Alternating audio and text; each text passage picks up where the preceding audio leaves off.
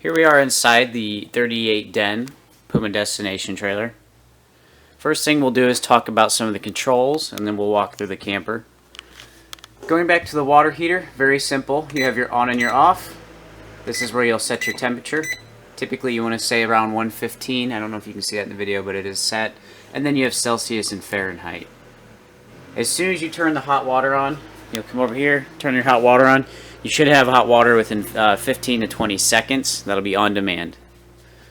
Very simple setup. We do like these water heaters, and a lot of our customers do as well. This is where you'll use the button to turn the water heater on and off. As you can see, the lights turn on, lights off. Water pump. Here's all your lighting for the interior and exterior. You've got your porch lights and your 3 interior lights. Just above that, this is where you're going to see whether your tanks are full, half full, quarter full, as well as your battery. Right now you can see all the tanks are empty or low, and your battery is about halfway, 11.7 volts there. Your awning light, that'll be the exterior awning light, and then you have all your slide outs, your 3 slide outs there, and then your awning in and out button as well. For the main interior control for the temperature, this is just a digital thermostat, probably something like you have at home. You can set it to the mode you'd like, temperature, and then you can turn the fans on if you don't want AC pumping, but you would like air circulating, you can do that as well. And then internal ceiling fans in the rear. You can set the speed, you can reverse it for the air to go up or the air to go down, depending on how you'd like it. Here you'll have little key hooks. We'll go through this trailer real quick here in the rear. Here you have your residential stovetop and oven. This is going to be very similar to something you'd see at home. It does have the larger oven.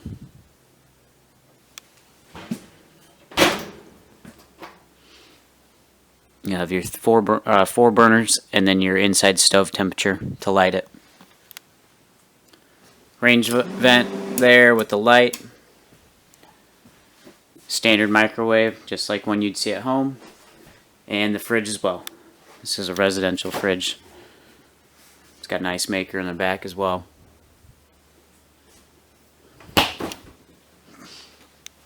Temperature control there.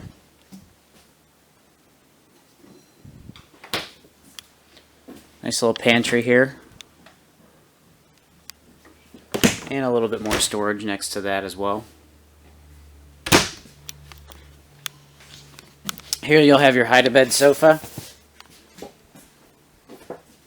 That'll fold out to just over that register there. All of your windows are going to be on roller shades. Just give them a pull down, they'll roll up. Same thing here. If you need to adjust it, just in the right corner here, you can adjust whether it's going to drag or pull a little bit and make it easier to go up and down. Entertainment area, you're going to have your electronic fireplace. This will put out quite a bit of heat. So if you are camping in the fall, this will push more heat than probably your furnace at some point. If you're not wanting to run the furnace and you just need to get this camper up a couple degrees, I would just use this. If it is very cold, then I'd use your furnace. You're going to be able to set the temperature, a timer. All your controls are here, and I believe you get a remote as well with this camper. And you can also set the ambience, the color that you'd like for the flames and the rocks. For your controls for the radio, very similar to a car stereo. You'll have Bluetooth, you'll set the AM and FM. You can set to an aux cord, play and pause. You can charge your phones from here as well. You have zone 1 and zone 2, exterior, interior.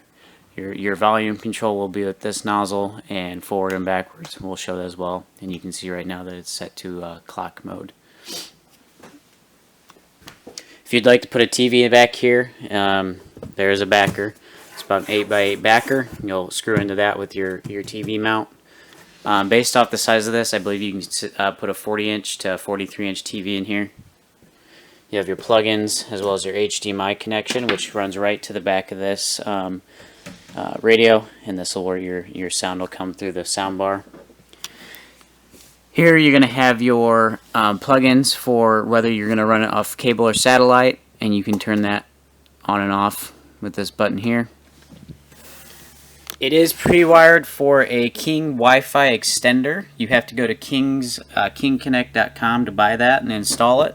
That's just going to boost your Wi-Fi. So if you're at the campsite and you do have, limited Wi-Fi service from the main hub, you install this, you'll boost it back into your camper just like you would at home with maybe a room that doesn't have good connection. You can put a Wi-Fi adapter into the wall and that'll boost it. On this side, you'll have a jackknife sofa. This won't fold out as far as the trifold. Just folds out like that there. And then you've got your theater seating here with the cup holder in the middle. You use this pull tab, pull that up.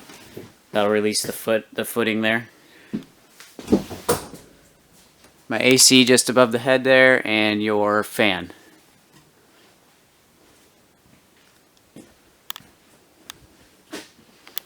Here's your eating area. You'll have storage underneath that. That's actually where, exterior-wise, you can get to the storage underneath the seating.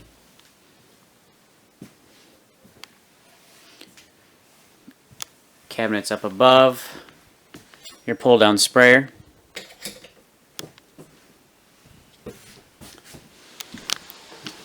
Here's where you're going to have access to your furnace. And this is your carbon monoxide detector, so if you do have any gas leaks, this will start to beep.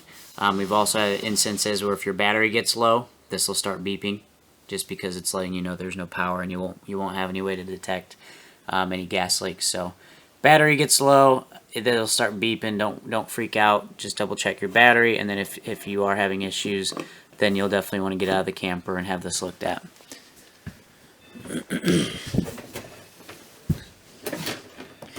Here's your fuse panel. All of your breakers will be listed out right here, as well as instructions for what each breaker means.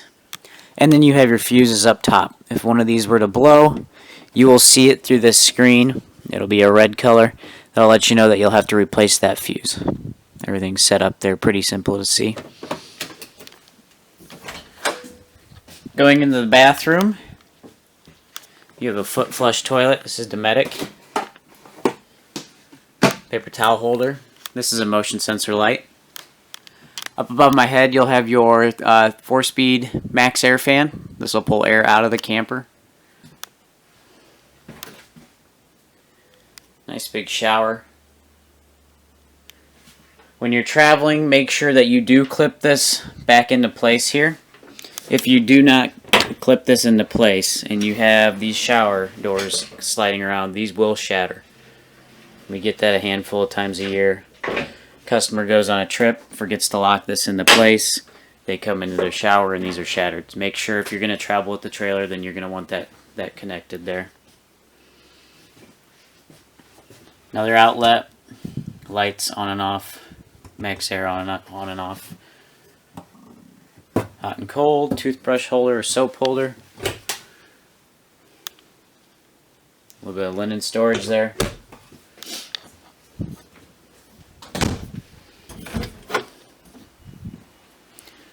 Going into the bedroom, you got the bedroom slide out. When traveling, it is always a good idea to have this disconnected. That's how it comes from the factory. That's your screen for the sliding door. You don't want that sliding around. Storage under the bed. When you get your camper, this is where your stools will be for that kitchen dining area. Again, a switch for your fan in the bedroom. Where you have your AC. This is a dump AC. You'll use all your controls from here. You can use it as a fan. You can spit it over to AC, and then you can set the controls. To get the air out to where you'd like it, that's where the dumps are going to be. You'll open those up there.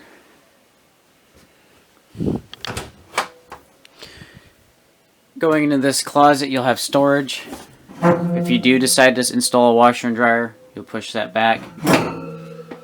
This is where you'll connect for the dryer, connect for the washer. You'll have to vent it out through the wall here. It's the dryer vent location. And then you'll have your hot and cold water as well as your wastewater dump. Just to the right of the bed, you'll have an access panel. That's going to allow you to get back in there. I believe that goes straight into your water heater area. That way you can get all to the wiring and bypass if you need to. Again, it is a tankless water heater, so you don't have to worry about winterizing or bypassing anything, but there is an option for it if you just decide to do so. A connection for USBs and outlets. Charge your phones up there on the nightstand. Again, roller shades back here as well. A TV backer, again 8x8 section to put a mount on for a TV. Then you have your cable connection as well as your outlet.